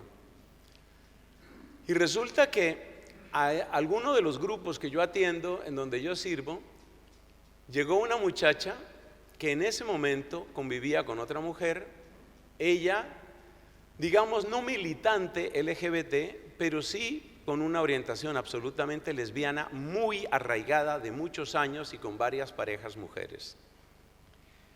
Entonces llega esta mujer y bueno, ya os imaginaréis lo que significa un diálogo de esos, porque uno todo el tiempo está pensando qué me van a hacer con esto. Pero al mismo tiempo yo no puedo dejar de amar, y yo no puedo dejar de servir, y yo no voy a dejar de escuchar a esta persona, y yo no voy a dejar de hacer algún bien a esta persona hasta donde yo pueda.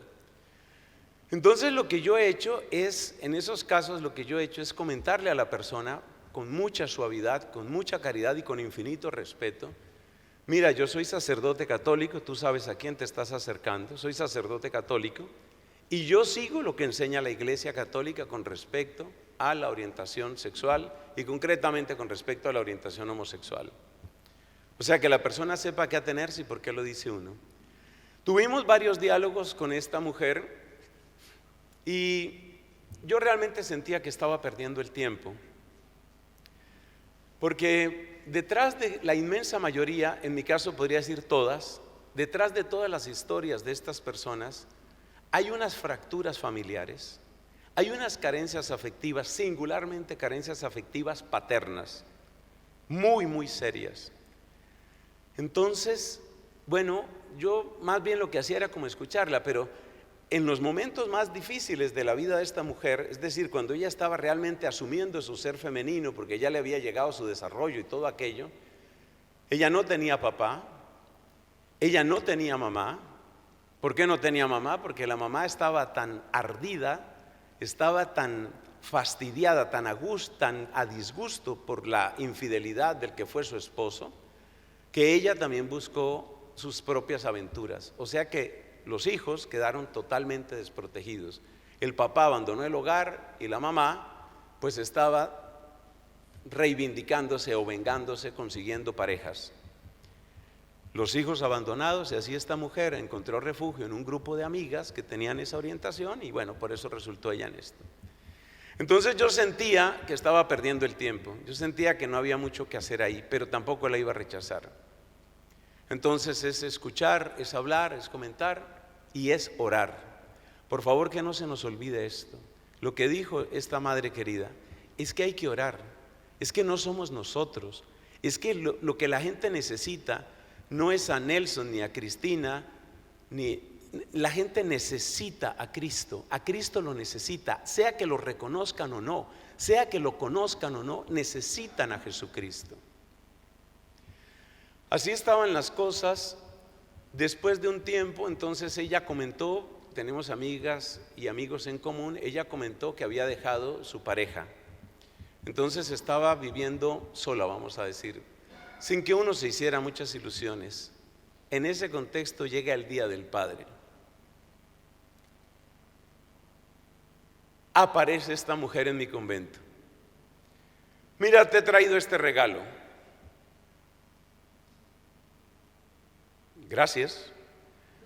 Pues no es tan raro, por lo menos en mi país, que a nosotros los sacerdotes también nos den saludos el Día del Padre. Tú eres un padre espiritual y tal. Bueno, gracias por el regalo que me traes. Nos saludamos siempre con mucho cariño y siempre con mucho respeto. La saludo, le doy un abrazo sin ningún problema. Y entonces me dice: ¿qué edad tendría esta mujer en ese momento? Digamos 30 años, una cosa así. Tengo 30 años, nunca le he dado ningún regalo a ningún hombre. Usted es el primer hombre al que le puedo dar un regalo. Yo pensé que yo estaba perdiendo el tiempo, pero esos diálogos, parece que algo estaban haciendo en ella. Hoy, esta es una mujer, volvimos a hablar esta semana, y ella sigue pegada de Dios. Le salió un trabajo en otra ciudad y me contaba, lo primero que he hecho es averiguar el horario de misas. Ya sé dónde hay adoración en este sitio. Ella no se siente heterosexual. Ella no está esperando que aparezca un hombre a rescatarla. Pero hay una cosa que tiene clara, y es, yo no quiero obrar como no le gusta a Dios. Yo quiero hacer lo que le gusta a Dios. Y si voy a permanecer sola, permaneceré sola. Pero yo no quiero tener otra pareja mujer. Y ya veis, está buscando la Eucaristía, está buscando la adoración, está buscando la confesión, ahí va en su camino. Sé que su lucha, como la de tantas personas, es una lucha ardua, pero estoy convencido de una cosa, que Cristo la ama con locura y que hay que dar amor y dar verdad. Me gusta el dueto caridad y claridad. No puede faltar la caridad a costa de presentar una doctrina fría y una moral que sea solo rigor, pero tampoco puede faltar la caridad. No puede faltar la caridad porque haya claridad, pero tampoco puede faltar la claridad a costa de una supuesta misericordia. Porque si hay algo que desde el día número 1 le dije, y ya os lo conté, fue: yo sigo lo que dice la Iglesia, y en eso yo me remito tal cual al catecismo, que me parece de las joyas y de las defensas más grandes que tenemos hoy, el catecismo de San Juan Pablo II. Para mí esas son experiencias de amor. Para mí eso es lo que significa tratar de servir, en este caso a una persona satánica y a una persona con este tipo de vida y de orientación. Y una cosa bonita para terminar mi intervención, que ya casi se volvió ponencia, me disculpo. Una cosa para terminar es, esta mujer tenía su pequeña red de lesbianas. Entonces, un día les propuso a sus amigas, ¿por qué no hacemos la consagración a Jesús por María? La de San Luis María Griñón de Montfort. Y va llevando a sus amigas a la adoración eucarística y a la confesión. Los éxitos, digamos, los resultados son mixtos, pero ya conozco varias de esas amigas de ella que ella precisamente ha tratado de evangelizarlas desde la claridad de que el plan de Dios es el mejor plan para nuestra vida. Eso puedo contar sobre el amor.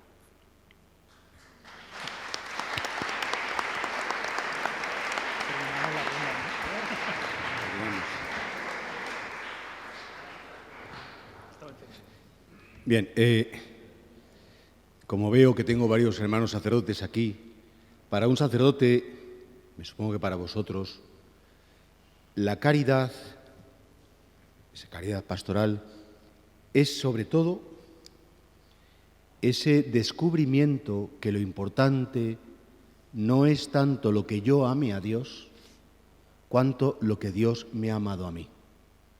De hecho, creo que el gran servicio que todos podemos hacer, pero específicamente en nuestro caso como sacerdotes, es provocar un encuentro personal con Cristo, con un Dios que te busca a ti, un Dios que te desea, y sobre todo hay una palabra que yo aprendí, hombre, la había escuchado, pero como la aprendí muy bien fue en la renovación carismática, y es la gratuidad del amor de Dios.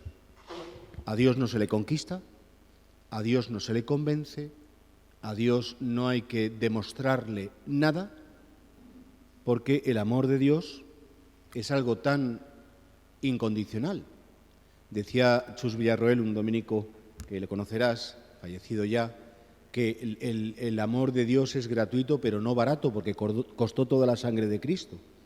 Y yo creo que fijaos que en nuestras parroquias, yo por lo menos como pastor, la pregunta siempre es: Señor, ¿qué me propones, qué me dices para conseguir que unos esposos cristianos, que unas chicas jóvenes se planteen una vocación, que un chaval se encuentre con tu amor? Y de hecho todas digamos, las tareas pastorales que nosotros tenemos tienen un único objetivo: provocar ese encuentro con Jesucristo crucificado y resucitado, y que ese encuentro en la dimensión de la gracia dé lugar a que seamos muy conscientes que Dios es el gran regalador, que Dios es el gran respetador, que Dios es el gran comunicador, que Dios es una fuente de perdón y que efectivamente lo ha salido antes, lo habéis dicho en el amor esponsalicio, Dios me ama no a pesar de mis pecados, sino a través de mis pecados, en mi debilidad, es donde yo encuentro el amor de Dios. Fijaos que cuando hablamos de la santidad a los jóvenes, yo ahora ya no lo soy, pero cuando lo fui en la prehistoria, pues me acuerdo, en la Madre Cristina Say, pues íbamos al Camino de Santiago, a la JMJ.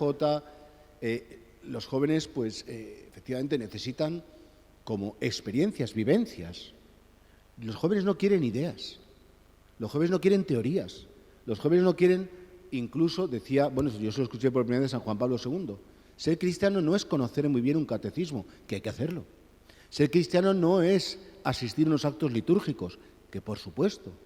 Ser cristiano no es vivir una moral sino solo es cristiano aquel que se ha encontrado con el amor de Dios, se ha deslumbrado con el amor de Dios, Jesús se convierte en el gran amor de su vida, y desde ese amor a Jesús, recibido por Jesús, tú lo quieres transmitir y compartir. Bien sea una vocación de consagración, bien sea una vocación esponsalicia. O sea, yo entiendo que una parroquia el único objetivo de la Iglesia y de la parroquia es que los seres humanos alcancemos misericordia, es decir, que nos sepamos profundamente amados tal y como somos, para después transmitir la misericordia. Como tú se la has transmitido a este chico musulmán, como tú se la has transmitido a esta mujer poseída o infestada por lo menos, o a esta mujer con atracción por el mismo sexo. Es decir, si fuéramos capaces, no solamente en los sacerdotes, sino sobre todo en las parroquias, de crear espacios, situaciones, momentos para encontrarnos como un encuentro real. La gente ya no quiere sentimientos. Los sentimientos están hoy y mañana no están. Hoy vivimos a lo mejor como hipervalorando demasiado las emociones. Creo que lo que hace falta son, yo iría más a fondo, vivencias. Vivencias desde la verdad, no imaginaciones, pero vivencias que marcan una vida, que provocan un antes y un después, y que le hace a una persona preguntarse, ¿por qué estoy yo en la vida? ¿Cuál es mi misión? Y yo he visto que los jóvenes, cuando se habla de santidad, se piensan que los santos son extraterrestres, que los santos son personas como muy de otra galaxia, personas raritas, porque son mortificados, penitentes, orantes, castos, obedientes. No, eso no tiene nada que ver conmigo, porque yo soy todo lo contrario. Y entonces fijaos que es una gracia de Dios, porque aquí nosotros, claro, no nos podemos olvidar que la palabra es la gracia, el protagonismo absoluto de la gracia y de Jesucristo. Y solo Jesucristo es capaz de convencer a un joven o a un no joven, a unos esposos que a lo mejor su matrimonio se está hundiendo, y como yo he visto en la parroquia tantas veces, matrimonios derruidos, destruidos, hacer un retiro de proyecto de amor conyugal, y es que han regenerado el amor porque han conocido el amor de Dios, y lo han conocido en su vida. Es una gracia impresionante. Entonces, yo lanzo este reto, pero no solamente para los sacerdotes, os lo lanzo a todos. ¿Por qué vuestros hijos no van a misa? ¿Por qué vuestros hijos dicen que se aburren? ¿Por qué tenemos una sociedad enfriada? Yo a veces pienso que es que yo no he sabido transmitir la importancia de lo que importa en mi vida no es lo que yo quiera a Dios, que ojalá le quisiera mucho, es lo que Él me quiere a mí. Y que eso es algo tan incuestionable, tan innegable, tan definitivo y tan irreversible, que eso es lo que es el fundamento, es el crecimiento, mi vida y cualquier vocación. Y eso es lo que creo que los sacerdotes, en el sentido, sobre todo, fijaos, para mi entender, el momento más bonito del sacerdocio es la penitencia. En la parroquia Santa María de Caná, pues tenemos 4 confesonarios, confesamos todos los días, es una gracia de Dios, y confesamos 4 sacerdotes a diario en casi todas las misas. Es decir, que un día nos dio por hacer contabilidades y nos salían pues a lo mejor 1000 personas cada semana. Es un lugar de reconciliación. Y lo bonito que es ver que la gente llega rota, descompuesta, con heridas, destruida, acusada, culpabilizada, porque están acomplejados de, es que yo no amo a Dios, es que yo no amo a Dios. Digo, olvídate que no le amas, es que Él te ama a ti. Eso lo decía San Juan en su primera carta. En esto consiste el amor, en que Él nos amó primero y que entregó a su Hijo. Entonces, en la medida en que es como entiendo la caridad. La caridad, sobre todo, es más que hacer, dejarse amar. Y solo cuando tienes el corazón lleno de un amor que tú no te lo has merecido, entonces, ex abundancia cordis os loquitur. De la abundancia del corazón, si tú tienes un corazón lleno de amor, si tienes ese deseo de llenarte del amor de Dios, es lo que vas a regalar. Y creo que eso es la caridad pastoral verdaderamente, que la vivimos pues, vosotros como padres, como religiosos, pero creo que es nuestro gran reto ahora mismo. Y a mí me parece, quisiera felicitaros por este reto, ¿no?, de este Centro de Estudio de Teología Espiritual, porque es que ahora mismo el gran reto que tenemos la Iglesia en el siglo XXI, desde una espiritualidad cristiana, volviendo a las fuentes, volviendo al origen, es transmitir al mundo esa llama que Cristo transmitió a los apóstoles con instrumentos espirituales, es decir, la caridad es dejarse amar por Dios. Es más fácil dejarse amar que amar, porque cuando te dejas amar te dan las pautas. Cuando amas tú, crees que las pones tú. Entonces no nos pongamos grandes retos, es decir, si aquí lo que nos hace santos es hacer la voluntad de Dios, que para eso hace falta efectivamente horas de oración. No diré yo que no hay que hacer horas de oración, mortificación, pues claro, pero eso ya no es una obligación, es una necesidad. Yo cuando pregunto a la gente, ¿tú por qué rezas? Para ser bueno, digo, pues te equivocas. La oración es primero una necesidad, como es lógico, porque estoy vacío y me lleno solo con Él, y por supuesto la oración es un decir, ¿qué voy a dar si no es a ti? Si lo más bonito, lo más grande, lo más precioso que me ha pasado en mi vida es conocerte, dejarme amar por ti, es lo que tengo que dar. Y creo que aquí tenemos un reto todos, religiosos, sacerdotes, seglares, casados. Tenemos que pedirle al Espíritu Santo que nos enseñe a recibir mucho amor para dar mucho amor. Solo podemos dar lo que hemos recibido. Y por tanto, pues dar esa prioridad a la gracia y dar esa prioridad al protagonismo de Cristo. Y para eso creo que los sacerdotes, en la medida de nuestras posibilidades, estamos para servir por medio de los sacramentos, lo he dicho antes, sacramentos, el anuncio, los templos abiertos, la disponibilidad y especialmente el sacramento de la penitencia. Solo los curas absolvemos los pecados. Y eso es tan impresionante. Cuando tú le dices a una persona, en nombre de Cristo, yo te desvinculo de tus pecados, ya no forman parte de ti, porque Dios ha muerto por ti en la cruz, porque eres agradable a Dios y porque Dios te ama así. Eso es el milagro más grande pues de la Eucaristía, por supuesto, que puede suceder, hacer presente la sangre de Cristo derramada en la cruz, hacerla en una vida en concreto. Y creo que eso es una tarea, la parroquia somos todos, es decir, yo hablo como sacerdote, pero una parroquia es una comunidad de comunidades y es tarea de todos, y es muy bonito ver cómo se construyen las comunidades entre todos. Pero me parece que, si me preguntáis, ¿cómo entiendes tú la caridad, la santidad? Dejar que todo el amor de Dios llegue a mi pobreza, no cuestionarme jamás el amor de Dios. Decía Santa Teresita del Niño Jesús, los pecados que más ofenden a Dios son los de la desconfianza en su amor. Dudar si nos ama, eso le hace mucho daño. Como una madre dolería que un hijo le dijera, mamá, no me quieres. Y entonces, bueno, yo lanzo este reto, comparto con vosotros esta inquietud porque me parece que es como el gran momento, ¿no? En esa nueva evangelización que se nos propone, ¿no? Tenemos que intentar entender la caridad en esta dimensión. Gracias.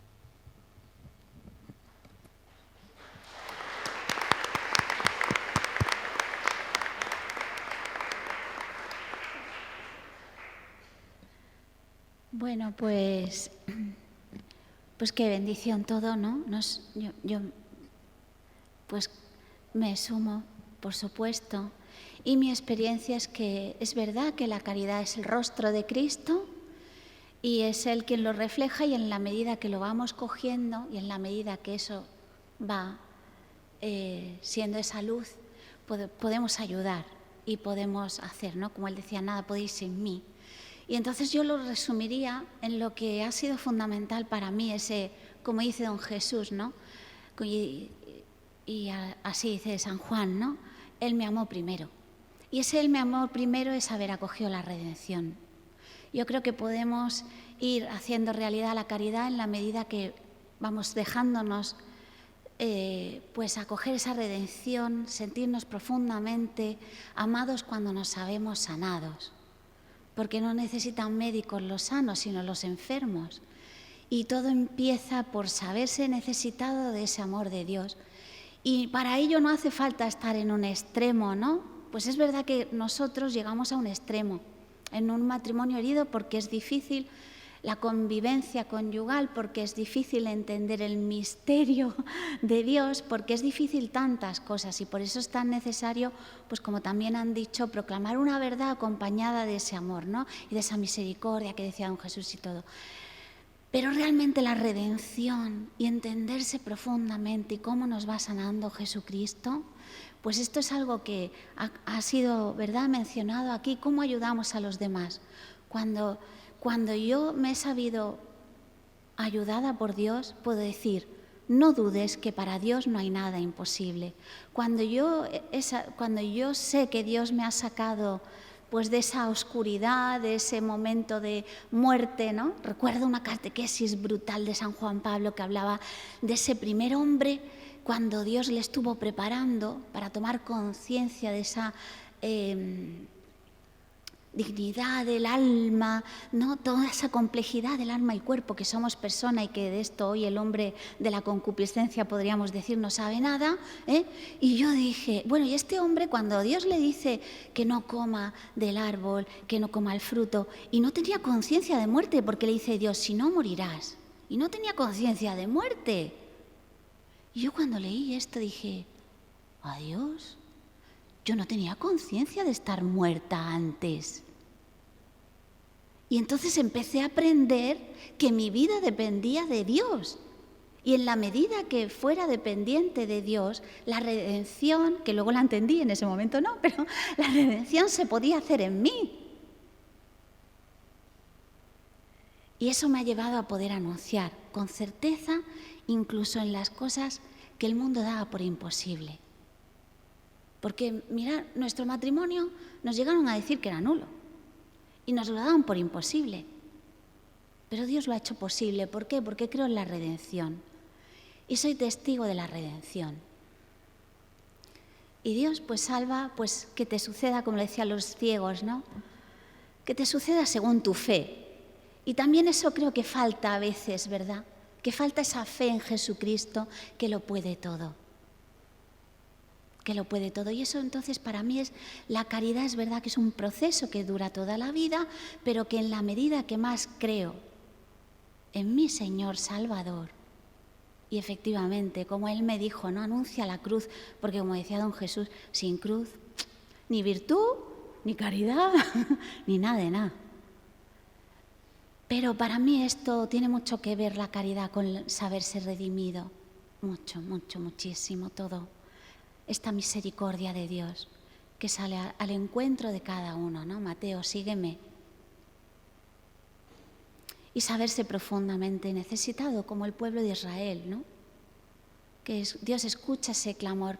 Y yo, de pronto, cuando Dios ha ido pues manifestándose en mi vida y enseñándome, porque es el gran maestro y me ha ido mostrando su misterio y me ha ido mostrando su corazón, yo dije, Dios mío, yo no me casé teniendo conciencia de una necesidad de ser redimida, ni de ser salvada. Por favor, yo al revés, pensaba que algo le cambiaría yo a este hombre. Yo decía, bueno, esto ya le cambiaré, esto ya, por favor, ¿no? Y qué importante es sabernos pequeños, necesitados de esa redención, ¿no? Y bueno, entonces para mí eso ha sido y está siendo a través del proyecto, que es verdad que es un proyecto misionero, es un proyecto sanador, ¿por qué? Porque es acoger la redención. Y acoger la redención significa decirle, sí, puede hacer Dios. El Espíritu Santo, como decía don Jesús, pues esa obra de santidad. Eso significa poder, ¿no? Saberme totalmente dependiente, hija, profundamente amada porque me sé salvada. Y bueno, pues no sé para vosotros, pero para mí es un agradecimiento cada día y una certeza en que Dios verdaderamente está deseando seguir saliendo al encuentro de cada uno, pero solo necesita que nos sepamos necesitados, que nos sepamos también enfermos y necesitados de esa redención. Entonces, bueno, pues la caridad es preciosa porque es el rostro de Cristo y en la medida que más vamos cogiéndolo, pues ese rostro más va, ¿verdad?, más va reluciendo, más va siendo Él quien lo hace, ¿no? Y quien va sanando y quien va...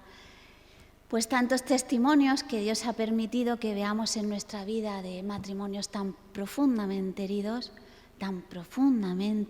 casos verdaderamente muy duros, incluso de cárcel, de violencia, infidelidades, de todo esto, ¿no? Y sin embargo luego han acogido a Dios, han acogido a Jesucristo, porque es verdad que el mejor encuentro con Cristo está en el seguimiento. Entonces, caridad no es solo decirle te quiero, Dios te ama, que por supuesto, ¿no?, sino también decir ven y síguele y mostrar una verdad. Es verdad, como decían, ¿no?, ellos, no fuera sentimentalismos, no, hay que mostrar la verdad, porque en la verdad ya está Dios. Y hoy es verdad que son tiempos de confusión y con gran necesidad de esto, de mostrar la verdad y proclamar, pues como decía también el hermano, pues el catecismo, el evangelio, pero no un evangelio interpretable, por desgracia, a veces se interpreta, no, el evangelio es la verdad. Y la verdad tiene mucho que ver con este camino de sufrimiento, de redención y de yo estoy dispuesto a sufrir por amor a ti, porque Cristo ha sufrido por mí.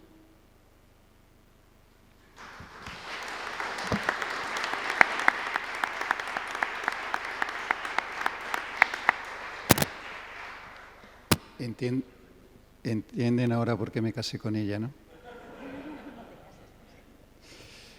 Bueno, a ver, la caridad conyugal al final consiste en que Dios nos hace uno y nos dejamos hacer por Él uno. Y de ahí sale todo. De un matrimonio todo sale a partir de que se hacen uno. De ahí salen todos los frutos. Para empezar, los hijos, que son milagros los hijos. O sea, qué don de Dios. Tener la oportunidad de participar con Él, de colaborar con Él en esta tarea de la creación. Traer al mundo a alguien que va a ser hijo de Dios y va a permanecer para toda la eternidad, siendo hijo suyo, divinizado por Él. Bueno, y esto va a ser para la eternidad. Son dones para la eternidad, son colaboraciones nuestras que no son como las de aquí de la tierra, que pues lo que construyas, si te construyes una casa, pues durará lo que dure, pero llegará un día que no quedará piedra sobre piedra. Pero lo que se haga desde este amor de caridad entre los esposos, eso permanecerá para la vida eterna, porque no es algo que hacemos nosotros, es algo que hace el Espíritu Santo, ¿no? Y esto, lo que hace Él, permanece para la vida eterna. Los esposos, la caridad conyugal, los esposos, bueno, no sé si ventaja o inconveniente que tenemos es que jugamos en casa. Entonces, claro, pues uno se casa muy ilusionado, ¿no? Como yo, con Maui, ¿no? Con mucha ilusión. Yo recuerdo salí de la boda, le iba contando a todo el mundo que estaba recién casado, ¿no? Cuando por cierto, vinimos aquí a Toledo como principio de viaje de novios y me hizo ilusión, ¿no? Llegar al hotel, pedir la habitación y ponía el anillo así para que me vieran que estaba casado. Que yo me iba a una habitación con mi esposa, que conste, que esto, ¿no? Y entonces yo ponía así, que se me vea bien, que estoy casado. Bueno, pues, claro, uno se casa así con esa ilusión, ¿no? Entonces, bueno, pues encuentra uno que, bueno, y además te crees capaz. Y se encuentra uno que ella es mujer muy femenina y uno es hombre muy masculino. Claro, ya cuando empiezas a elegir el sofá empiezan los problemas. Porque ella busca uno muy bonito y tú uno muy cómodo. Y ahí ya empezamos con los conflictos, ¿no? Desde primera hora. El hombre sería capaz de poner un gimnasio en el salón y la mujer obviamente no se lo va a permitir, ¿no? Y luego encima hablamos lenguajes diferentes, porque ellas hablan un lenguaje relacional, emocional, es muy curioso, ¿no? Porque ellas cuando te cuentan algo, ese concepto que te cuentan lleva adherido una emoción. Ellas son relacionales, emocionales, ¿no? Y el hombre que es conceptual recibe el concepto, descarta la emoción, porque para él la emoción no es importante. Total, que de las dos partes del mensaje descarta justo la que para ella es la importante. Claro, conclusión, ella te dice, es que no me entiendes. Vamos a ver, si me has dicho esto y esto, ¿cómo que no te entiendo? Bien, pues empezamos por ahí, por esas diferencias sexuales que ya nos vuelven locos y provocan discusiones, la tira, ¿no? Porque no somos capaces de entendernos. Pero luego seguimos, ¿no? Pues como decía antes, Magui generosa, yo ahorrador, todos los problemas que hemos tenido por cuestiones económicas del hogar. Ella muy ordenada, yo mi propio orden, no os quiero contar. Yo muy puntual, súper puntual. Ella, pues, bueno, como decir, ¿no? Yo recuerdo la primera vez que quedamos de novios, le dije, ¿a qué hora quedamos? Me dice, entre las 9 y las 10. Y digo yo, ¿qué hora más rara es esa? Esa hora no la conocía yo. Claro, entonces yo llegué a las 9 menos 5 y ella llegó a las 10:30. Entonces, imaginaros el problema, ¿no? Pero bueno, en aquel momento, pues, ella pareció muy guapa y a mí se me pasó todo nada más verla. Pero luego de casados, por muy guapa que aparezca, ¿sabes? Ya no es lo mismo. Bueno, pues, y eso y en todo, o sea, ella muy tierna con los hijos, ¿no? Ven, hijo mío, ¿qué te ha pasado? Ven, no llores, que aquí está tu mamá, ¿no? Y yo más del tipo, venga, niño, que no se te van a salir las tripas, ¿no? Entonces, claro, ella consideraba que yo era muy duro con los niños, yo consideraba que ella era muy blanda, ella me quería convertir a mí en otra mamá, yo quería convertirla a ella en otro papá. Esto es un jaleo monumental.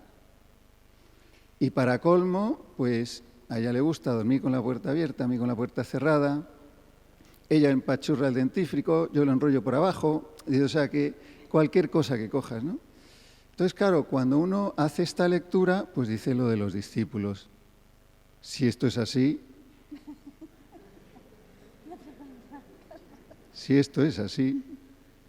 no trae cuenta casarse, ¿verdad? Efectivamente, pues humanamente esto es una locura.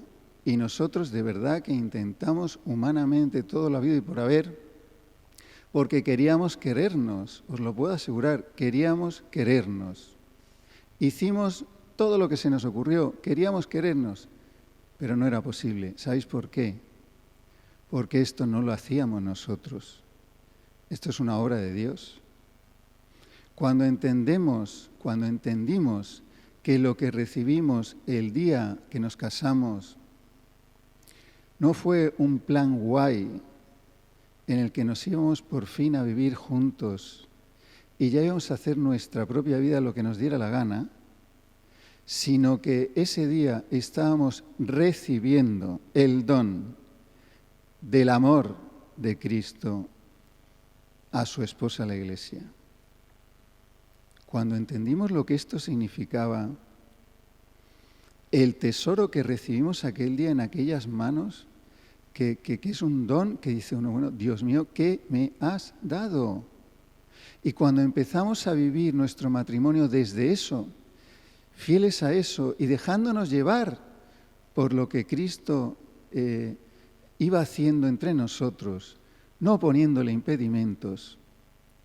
Por poner un ejemplo, otra de las diferencias que teníamos es que Magui era muy servicial y yo nada servicial. O sea, yo era partidario de que bueno, pues cada uno que se saque sus castañas del fuego. La vida que es competitiva y cada uno que se busque la vida. Y yo me recuerdo diciendo en mi primer grupo de matrimonios, dije esta frase, dije, yo no le pido nada a nadie, vaya a ser que ese algún día me vaya a pedir algo a mí. Imaginaros mi visión del servicio tan espectacular que yo tenía, ¿no? Claro, cuando yo me convertí dije, esto de ser cristiano y tener esta mentalidad no encaja mucho, la verdad. Pero Magui era servicial. Discutíamos al principio porque yo le decía, a ver, porque claro, alguien le decía a Magui, oye, ¿me ayudas a no sé qué? Sí, yo salía pitando. Oye, Magui, que no sé, voy yo. Y sin calcular, sin medir, sin decir qué tengo yo que hacer hoy, no, salía sin pensar, ya está, alguien me necesita, ¡pum!, voy, ya está. Yo, en cambio, cada vez que alguien me pedía algo, pensaba si había alguien más cerca que le pudiera ayudar, ¿no? Más fácil, ¿no? Algún hermano o algo, no sé. Entonces, claro, yo le decía a Magui, es que te importa todo el mundo más que yo. Porque hay que centrarse en la casa, en mí, tú para mí, yo para ti. Los demás ya tendrán quien les ayude, tú para mí, yo para ti. Esta era mi visión del servicio.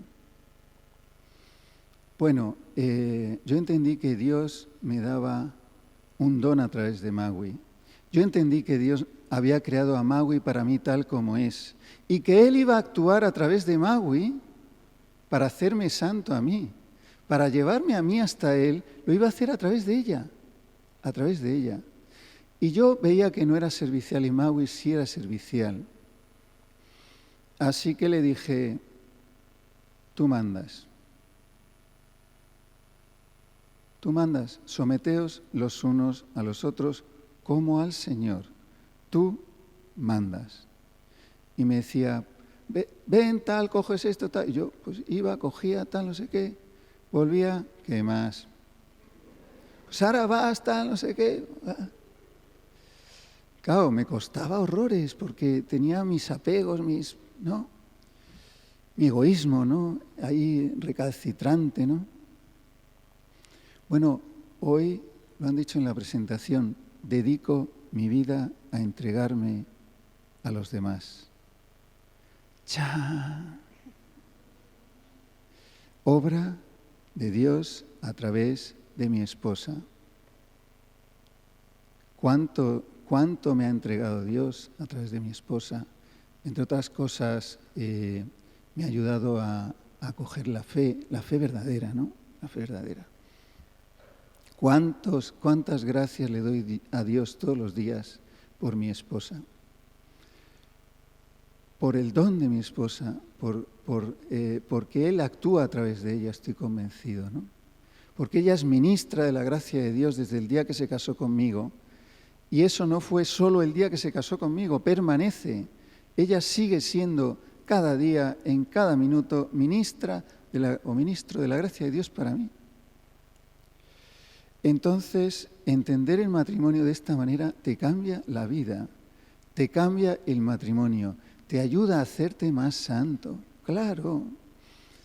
Entonces, cuando descubrimos lo que nos necesitamos, cuando nos administramos el uno al otro lo que Dios quiere que nos administremos, entonces, cuando un esposo se entrega a su esposa, cuando un esposo acoge a su esposa, ocurre lo que ocurrió el día que se casaron. Cristo, el amor de Cristo se hace presente ahí, y ahí es donde está nuestra fuerza.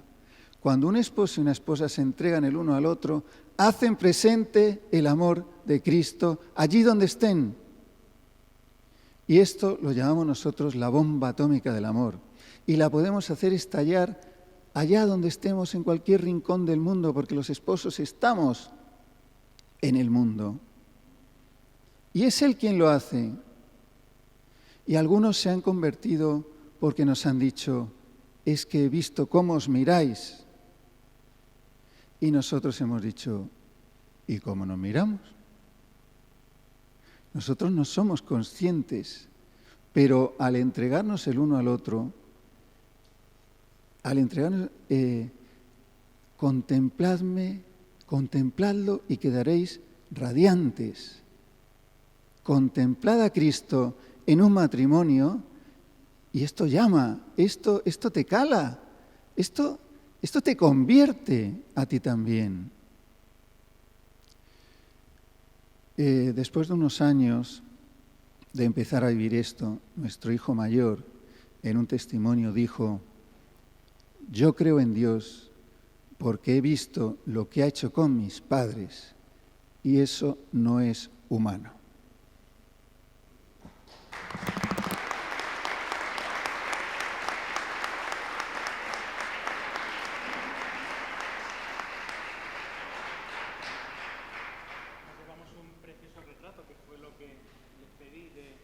Estas diversas formas del amor según las diversas vocaciones. Y además el precioso retrato ha animado las preguntas, por lo tanto vamos a dar paso por lo menos a alguna que dé tiempo. Pasa, Manuel.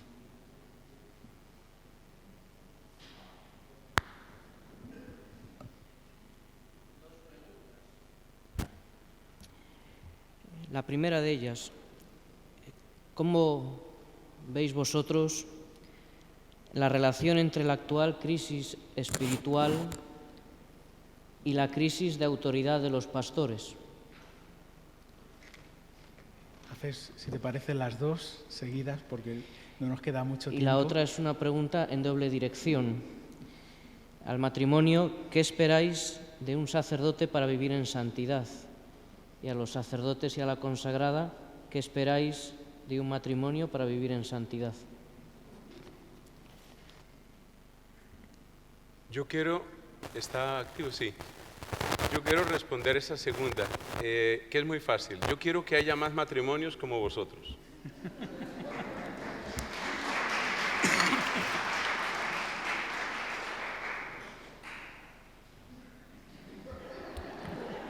No voy a responder a la primera. Creo que la crisis de autoridad está generalizada, porque el miedo paraliza. Y hay mucho miedo a mostrar la autoridad porque se entiende como una imposición. El Fray Nelson esta mañana nos hablaba un poco de este tema y nos pasa a todos. Les pasa a los padres que no ejercen la autoridad con sus hijos y prefieren ser amigos. Nos pasa a los consagrados que tenemos miedo a veces a lanzar una propuesta, entonces es mucho más fácil tener entretenidos a los jóvenes con dinámicas que decirles que tenemos una hora de adoración al Santísimo. Les pasa a los sacerdotes en su parroquia que no se atreven a enfrentarse a su sacristana y les pasa también a los obispos porque es difícil. Entonces creo que fundamentalmente lo que hay que hacer es mirar a Cristo, porque la caridad está en la verdad y porque no se puede amar si no es en verdad. Entonces de lo que se trata aquí es buscar qué es lo que Dios quiere y cada uno de nosotros amar apasionadamente la voluntad de Dios.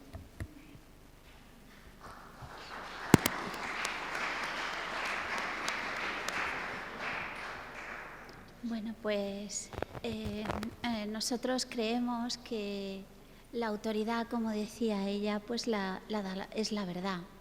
Y hoy, por desgracia, pues son tiempos de confusión y vemos tantas veces, tantos matrimonios que nos dicen cosas pues que a lo mejor viene de un sacerdote y no está en verdad, ¿no? Entonces, qué importante es andar en verdad y anunciarla y proclamarla sin miedo, porque a veces se tiene miedo, que también lo han dicho ellos, se tiene miedo a anunciar esa verdad, que es, oye, no te bajes de la cruz, enseña a amar en la cruz. Y como se tiene miedo a esto, o se tiene miedo a anunciar ese encuentro con Jesucristo verdadero que está en el misterio, o se tiene miedo, pues entonces se empieza a hacer rebajas. Y cuando uno hace rebajas, pues lo deforma y lo termina perdiendo. Entonces, pues eso es lo que pensamos, ¿verdad?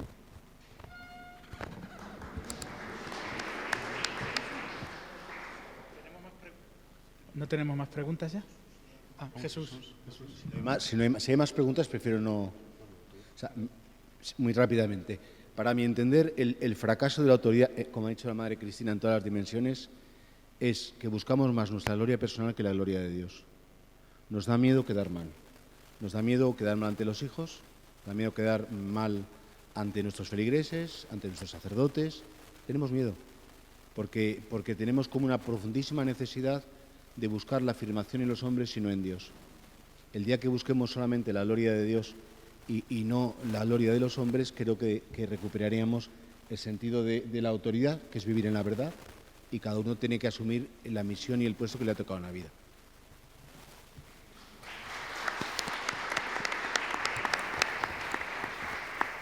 Pues algunos nos han dicho que más que ideas necesitábamos vivencias. Yo creo que esto es lo que nos han regalado los ponentes de esta mesa, a los que les agradecemos muchísimo el tiempo que nos han dedicado y sobre todo la vida que nos han compartido. Creo que tenemos que terminar ya, así que le damos la palabra a Ana. Cerramos aquí la retransmisión para Canal Diocesano, para Radio Santa María de Toledo, de esta enriquecedora mesa redonda, gracias a nuestros compañeros, y también advertirles que todas las ponencias, tanto las dos pronunciadas esta mañana como esta mesa redonda, como las dos que se pronuncien mañana, estarán disponibles en breves fechas en nuestro canal de YouTube. Muchísimas gracias por su atención, por haber estado ahí, en este caso al otro lado de la pantalla, y los que se quedan aquí, esperamos un momentito que tenemos más cosas que contarles. Buenas tardes.